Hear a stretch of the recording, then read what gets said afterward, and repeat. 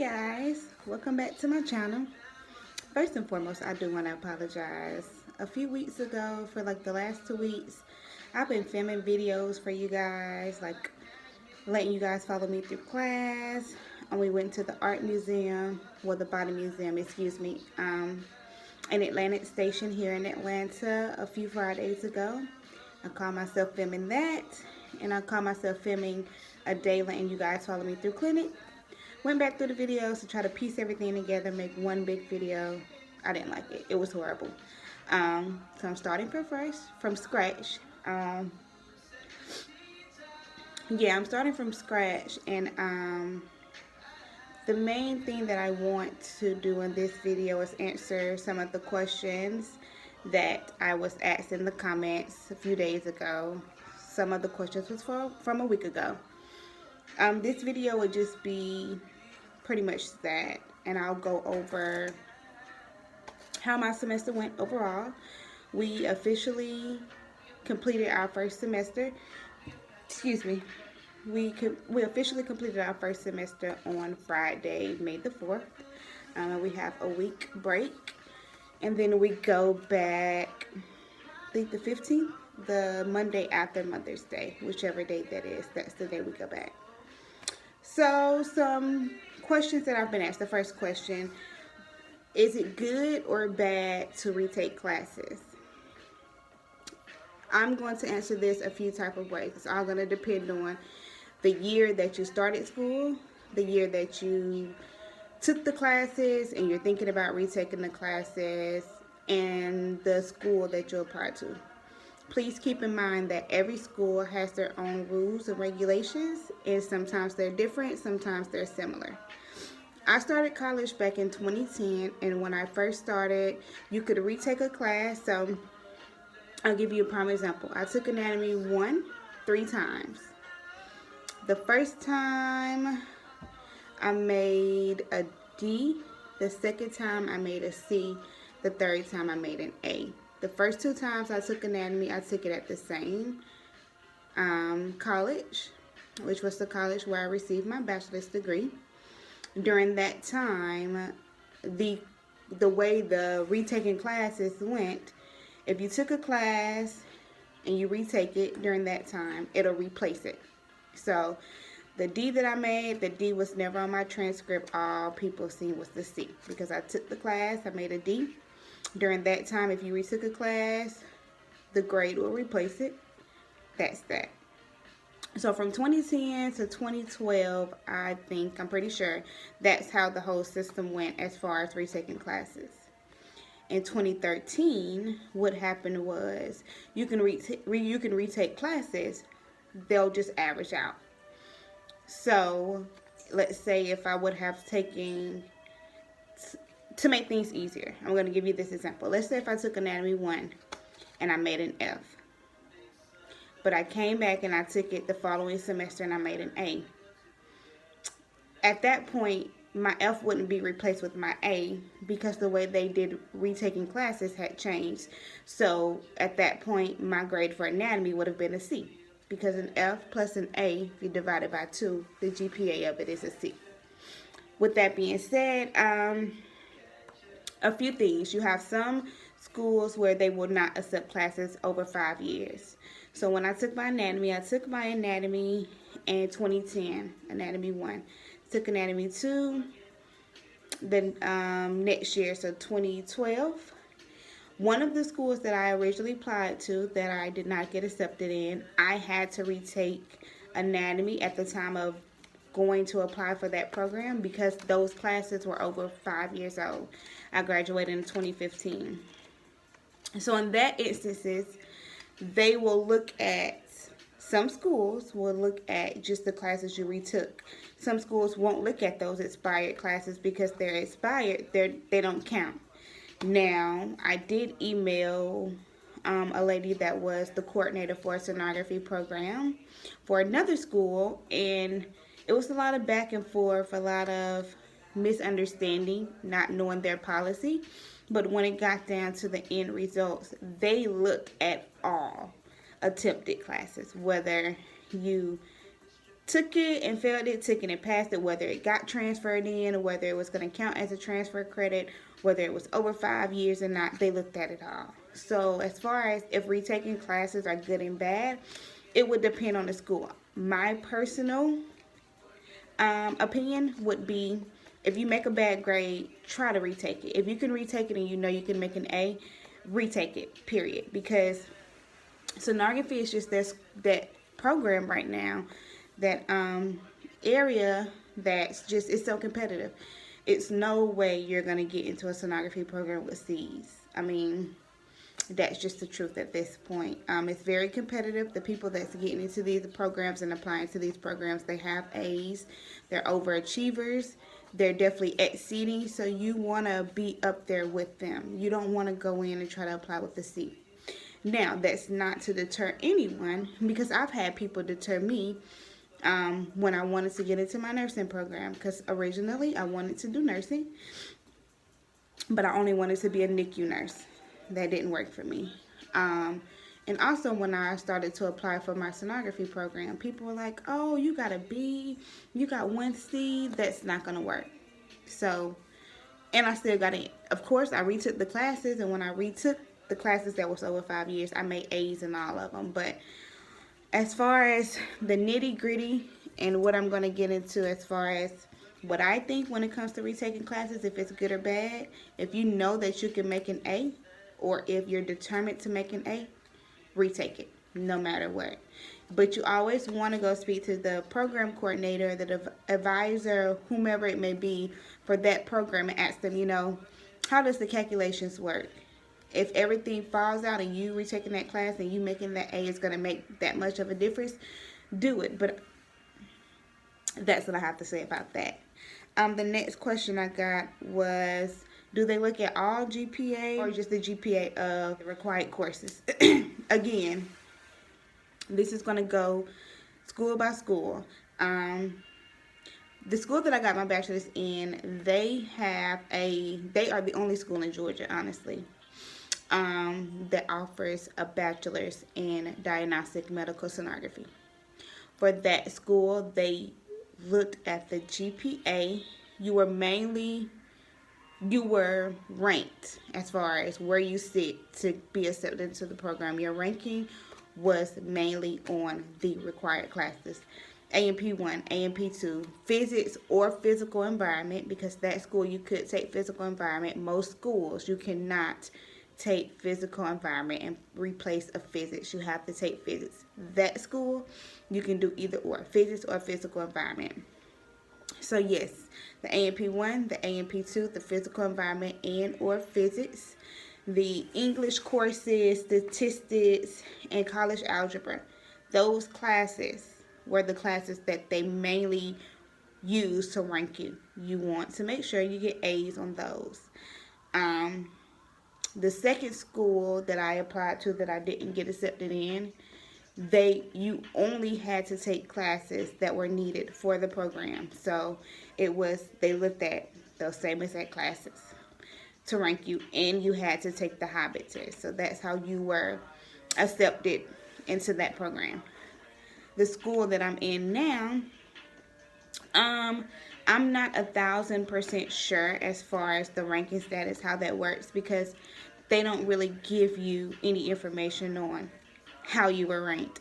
They do ask for high school transcript, all college transcripts, SATs and ACT scores, everything. So it has to be a madness to the method as to why, no matter how old you are, no matter how long it's been since you graduated from high school, they still want to see the high school transcript and the SAT transcript. But I'm not sure, because like I said, they want all college transcripts. They want high school transcripts. They want SATs and ACT scores, and you have to meet the requirements for the ACT and the SAT scores. What I will say there is, it's probably a strong possibility that they look at the last classes you took. Because like I said, I have a transcript of me. I made an F the first time I took A&P 2. A&P 2. The first time I took it, I made an F. The second time I took it, I made an A. on my transcript for A&P 1, what they saw was a C and an A. I took A&P 1 3 times, but remember, when I took A&P 1 the first 2 times, I was in that era where you could retake a class and it just replaces the other class, the other grade, and that grade is not included on your transcript. So all they saw was me taking A&P twice. I did get accepted, but when I got accepted, I also had retaken the classes that were over 5 years and the classes, the A&P, that I didn't do good in. I retook them and I made A's in all of those classes. So as far as, do the school look at all of your GPA, just required classes GPA, that's my spiel.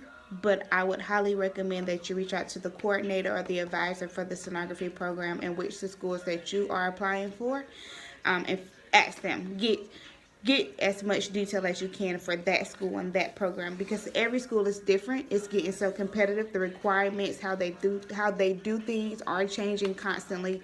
So I don't want to point you in the wrong direction. Some more things that I was asked. I was asked about interview questions.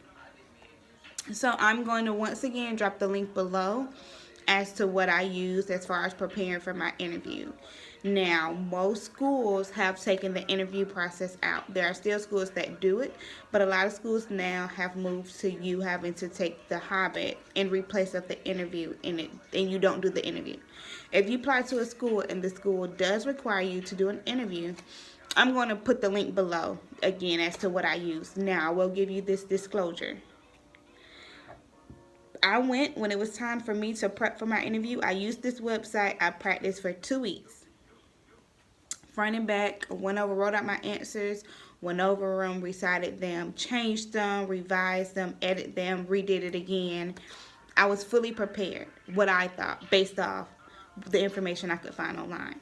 Once I got into my physical interview, they did not ask me not one question that was on this website. Now, I'm sure that all schools do them differently. You know, some schools I've seen, like I've Googled, and the physical school has the set of questions that they ask the students online, and they had over 50 questions. Realistically, I don't think most schools are not asking 50 questions. I think I had 8 to 10 behavioral questions, but my interview was all behavioral questions. A whole bunch of standard, what would you do, situational behavioral questions for any job interview. I honestly do not remember off the top of my head the questions that I was asked, because I was kind of thrown away because I had practiced for 2 weeks what I thought would be questions that I would be asked based off this website that said these were normal sonography school interview questions, and that wasn't the case. Now, there is 2 questions that I remember, and one was, if you cannot make it to class, what would you do? How would you handle the situation?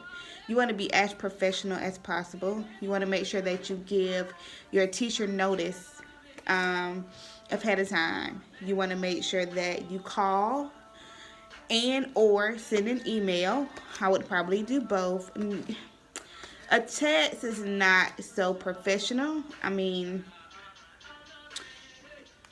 I would probably, if you want to stay professional, I would probably stay away from texting, but I would definitely make a phone call, leave a voicemail, and send an email just to cover your tracks. But I would at least try to do it 30, 45 minutes, an hour before time. I mean, sometimes things just happen and it's just last minute that it happens, so you have to call last minute. But make sure you answer that question as professional as possible. Do not, this isn't your friends you're talking about. This isn't your mom, your dad, your sister, a family event, something that you really don't care about. Be professional and just think about that. It's not hard, but give the most professional answer.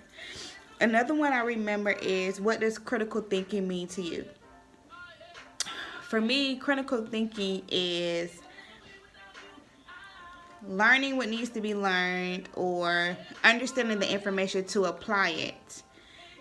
It's not learn it to memorize it. It's learn it to get an understanding to apply it. So if I'm asked, let me see if I can find an example.